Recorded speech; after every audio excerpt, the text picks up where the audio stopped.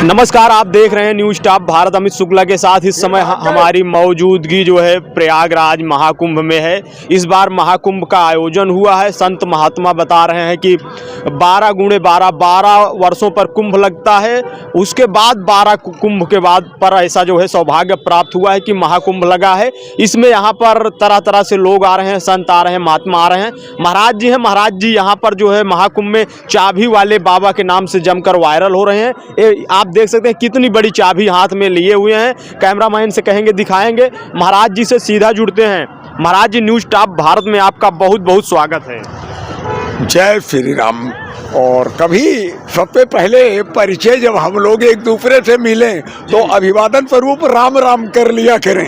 ये थोड़ा आप भी प्रयास करें और हम भी कि राम राम। अब आगे बात करते हैं। महाराज जी, आप जो है इतनी बड़ी चाबी लेकर चाबी वाले बाबा के नाम से इस महाकुंभ में वायरल हो रहे हैं। क्या कहेंगे, क्या करते हैं इतनी बड़ी चाबी से आप? जो हो रहा है वो चाबी कर रही है। इसमें मैं तो निमित्त मात्र हूँ। जो भी हो रहा है वो चाबी के द्वारा ही हो रहा है और मैं तो केवल निमित्त हूँ। परमपिता परमात्मा ने जो कार्य सौंपा है, जो वो मेरे पे कराना चाहता है। एक गाना बचपन में सुनता था। जी जी, क्या बोल है महाराज कि जितनी चाबी भरी राम ने उतना चले खिलौना। तो वो तो सबकी चाबी में। अब मेरी चाबी इतनी भरी है, इस रूप में भरी है कि मैं इस रूप में आपके सामने खड़ा हूँ।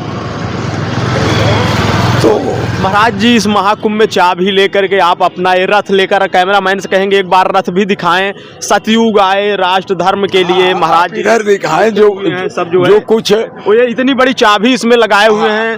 अरे चाबी तो आप लोग तलाश रहे हैं। ये देखिए, जो कुछ मुझे कहना है वो मैंने इस पे स्पष्ट किया है। और 23 जनवरी को मैं बात करना चाहूँगा संपूर्ण विश्व से, क्योंकि मनुष्य एक ही है, मनुष्य समान है और सभी की आवश्यकताएं, सभी की चाहतें, सभी की इच्छाएं एक समान होती हैं। अब महाराज जी, एक बड़ा सवाल है कि आप चाबी जो है इतनी बड़ी बड़ी रखे हैं, लगातार चाबी कई रखे हुए हैं। एक बार कैमरामैन से कहेंगे इधर भी दिखाएं कि महाराज जी चाबी कई रखे हुए हैं, इतनी बड़ी चाबी रखे हैं, हाथ में लिए। इस चाबी का महत्व क्या है, क्या करते हैं, उद्देश्य क्या है आपका?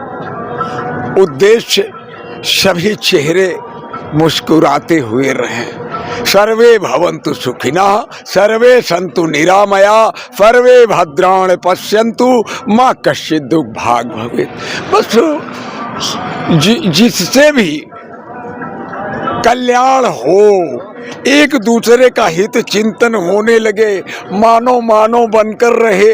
जो मनुर्भव की ओर चलने की बात थी, मैं उसी की एक दिशा, लोगों को एक दिशा देने का प्रयास कर रहा हूँ। कुछ स्थितियों को ऐसा निर्माण हो कि ताकि वो अपने आप में समझदारी के साथ इस जीवन को जी सकें। और बस महाराज जी, संत महात्मा तपस्या करते हैं बैठ करके, तमाम सारी चीज़ें होती हैं। आप इतना बड़ा चाबी लेकर चल रहे हैं। चाबी से, इन चाबियों से क्या आप करना चाहते हैं? इन चाबियों में क्या तपस्या है? हर व्यक्ति की अपनी अपनी साधना और अपने अपने तरीके का सब कुछ होता है। अगर हो सकता है उन सबों के तपों का जो प्रभाव और उनके तप का प्रताप हो, लोगों की करुण पुकार हो और उन पब के समवेत स्वरों का और उनकी तपस्या का परिणाम ही हो कि मैं यहाँ उपस्थित हूँ। महाराज जी, कब से आप इस तपस्या में आए, ओम चाबी लेकर के तपस्या करने लगे? मैं के पीछे क्या रहा? एक साधु माता पिता की संतान हूँ और मेरे साधु माता पिता ने जो कुछ भी मुझे शिक्षा दी, जो कुछ भी पढ़ाया, जो भी सिखाया, और उसके बाद बस मैं 13 वर्ष की अवस्था में पहली बार गृह त्याग के निकल पड़ा। लेकिन वो 13 साल का बच्चा जाता कहाँ, करता क्या? तो एक होटल में कप प्लेट धुल करके, और वो मांस मदिरा की जब प्लेटें मैंने धुली तो मन बड़ा उकता गया कि अभी मेरी उम्र बाहर जाने की नहीं है। और फिर मैं लौट करके आया। फिर 16 वर्ष की अवस्था में जब मैं निकला, और बात इतनी ही थी कि मेरे माता पिता ने मेरा नाम हरिश्चंद्र रखा। क्या सोच कर रखा, कितने प्रभावित रहे होंगे हरिश्चंद्र से। तो मैंने ये ठान लिया, एक प्रण कर लिया कि मुझे जीवन में हरिश्चंद्र बन करके ही जीना है। लेकिन हरिश्चंद्र यानी सत्य वक्ता, और उस सत्य वक्ता और सत्य की क्या वैल्यू है, क्या उसके साथ लोग करते हैं, कैसा बर्ताव करते हैं, और वो आपके सामने हो सकता है। लेकिन उतनी सारी परिस्थितियों को चयन तो मेरा था। मैंने तय किया और देश और समाज के कल्याण के लिए कुछ मैंने किया। स्पष्ट लिखा हुआ है हमारे रामचरितमानस में कि धर्म न दूसर सत्य समाना, आगम निगम पुराण बखाना। तो मैंने केवल एक साधना की, सत्य की साधना। महाराज जी, एक बड़ा सवाल है कि आप जो है उसके बाद साधना में इस चाबी को लेकर के क्यों निकल पड़े? चाबी का मेन यहाँ पर नहीं क्या होता। चाबी का मतलब चाबी होता है, चाबी जो स्थितियों को परिवर्तित करती है।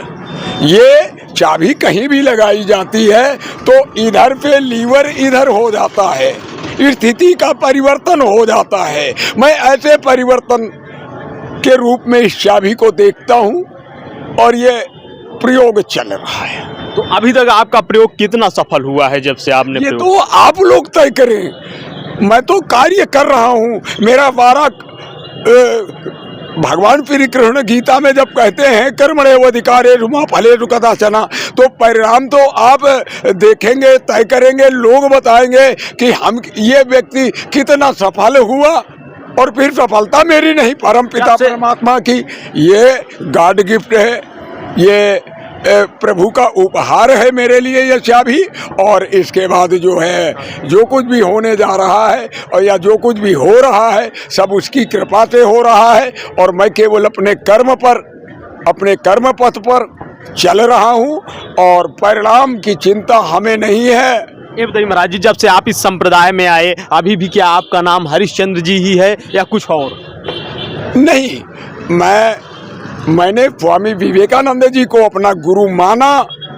जिस प्रकार एकलव्य ने द्रोणाचार्य को अपना गुरु मान लिया और उसके विषय में यह मशहूर हुआ कि द्रोणाचार्य अर्जुन पे बड़ा धनुर्धर हो गया। यदि आप इस पे विश्वास करते हैं तो मैंने केवल स्वामी विवेकानंद की आराधना की, उनका चिंतन किया और उनके साथ उनके गुरुजी भी स्वामी रामकृष्ण परमहंस मुझे दिखते हैं। और आज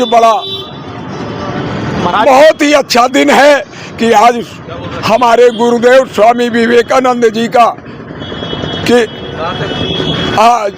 आज जन्म जयंती है। तो मैं थोड़ा कम पढ़ा लिखा हूँ और मुझे वो अवसर नहीं मिले, तो मैं अपने शब्दों के चयन में कठिनाई कभी कभी महसूस कर जाता हूँ। तो आज उनकी जयंती के अवसर पे मैं अपने गुरुदेव को दक्षिणा देने, जब मैं पिछली बार गया था लखनऊ से कन्याकुमारी की पदयात्रा को ही मैंने अर्पित कर दिया था उन्हें। और वो सौभाग्यशाली दिन आज फिर पुनः 12 जनवरी है और मैं उन्हें अपनी ओर से अपने आप को उन्हें अर्पित करता हूँ। महाराज जी, ये बताइए, कभी जब आप जो है तनाव में रहते हैं या कभी स्ट्रेस में आते हैं तो कौन सा गीत गुनगुनाते हैं, कौन सा भजन है सुनते हैं आप गुनगुनाते? बस गीत तो हम जो गुनगुनाते हैं खुद में, अब गीत का गुनगुनाना बंद हो गया है।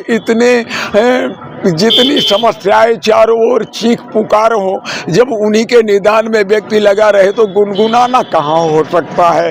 बाकी वो कौन सा एक गीत है कि मनुआ दुख की चिंता क्यों सताती है। अच्छा, ओके, चलना है काम तो, जो जब आप कुछ करेंगे तो कुछ तो होगा। बिल्कुल। और जब करना ही, कर्तव्य पथ पे आगे बढ़ना ही हो, तो फिर ये कि मान लीजिए कोई सैनिक सीमा पर खड़ा है तो वो अपने घावों को थोड़े देखता है जब तक वो बेहोश ना हो जाए। और दूसरे सैनिक उसे ना उठा के ले जाएं, तब तक वो अपने कर्तव्य के प्रति जमा रहता है। मैं उन सैनिकों को सलाम करता हूँ। महाराज जी, इस महाकुंभ में आप जो है लगातार बने रहेंगे पूरा? जी, मैं पूरे प्रवास के लिए आया हूँ, बाकी आप लोगों की मर्जी। महाराज जी, 23 जनवरी को आप क्या करने का ऐलान कर रहे हैं, क्या करेंगे 23 को? मैं 23 जनवरी को चाहता हूँ कि मैं संदेश दे सकूं, कुछ अपने शब्द इस संपूर्ण मानव जाति के लिए, कल्याण के लिए, और हम अपने सनातन की एक परिभाषा विश्व के सामने रखना चाहते हैं। न्यूज़ टॉप भारत पर बात करने के लिए, अपना अमूल्य समय देने के लिए महाराज जी बहुत बहुत धन्यवाद आपका। जय श्री राम। और जागो, उठो, और तब तक मत ठहरो जब तक लक्ष्य ना प्राप्त हो जाए। ये हमारे गुरु स्वामी विवेकानंद जी का कथन था, और सभी और कहीं विश्वास करे न करे, जो उन्होंने कहा कि all power is within you, you can do anything and everything, believe in that. इन दोनों चीज़ों को अपने अंदर आत्मसात करके मैं उन सब नौजवानों से कहना चाहूँगा आज स्वामी विवेकानंद के जयंती पर कि आप आगे बढ़ो, हिम्मत से काम लो, और तब तक संघर्ष करो, अपने आप को प्रकट करो, अपनी स्किल बनाओ, यानी अपने परिश्रम पे कुछ करके इस दुनिया में जाओ। कभी हिम्मत मत हारो, हिम्मत मत हारो, लेकिन धैर्य भी बनाए रखो। परिणाम के प्रति ज़्यादा ललायत मत हो। कुछ करोगे तो कुछ निश्चित होगा। अच्छा करो, अच्छा सोचो, अच्छा बोलो। आप देख सकते हैं। इसी तरह खबरों के लिए आप बने रहे न्यूज़ टॉप भारत पर। कैमरामैन आशीष के साथ अमित शुक्ला की रिपोर्ट, न्यूज़ टॉप भारत।